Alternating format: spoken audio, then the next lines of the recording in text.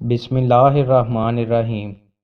رسول اللہ صلی اللہ علیہ وآلہ وسلم نے ارشاد فرمایا، خرید و فروخت کرنے والوں کو جدا ہونے تک اختیار باقی رہتا ہے۔ اگر انہوں نے سچ بولا اور مال کے بارے میں وضاحت کی تو ان دونوں کے لیے ان کی بیع میں برکت ڈال دی جاتی ہے، اور اگر انہوں نے مال کے نقص وغیرہ کو چھپایا اور جھوٹ بولا تو ان کی بیع سے برکت ختم ہو جاتی ہے۔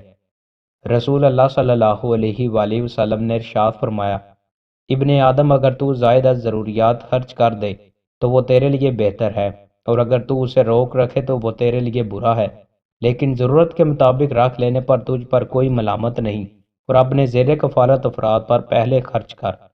رسول اللہ صلی اللہ علیہ وآلہ وسلم نے ارشاد فرمایا، جس نے جماع سے بالشت برابر علیحدگی اختیار کی تو اس نے اپنی گردن سے اسلام کی رسی یعنی پابندی اتار دی۔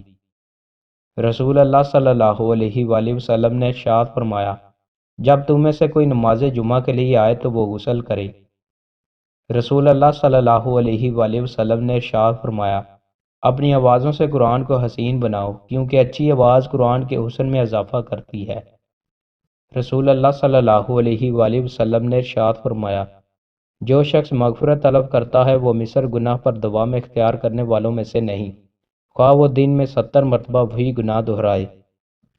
رسول اللہ صلی اللہ علیہ وآلہ وسلم نے ارشاد فرمایا، جب تم میں سے کوئی ایک ناپسندیدہ خواب دیکھے تو وہ اپنے بائیں طرف 3 بار تھوکے اور 3 بار شیطان سے اللہ کی پناہ طلب کرے، اور وہ جس پہلو پر تھا اسے بدل لے۔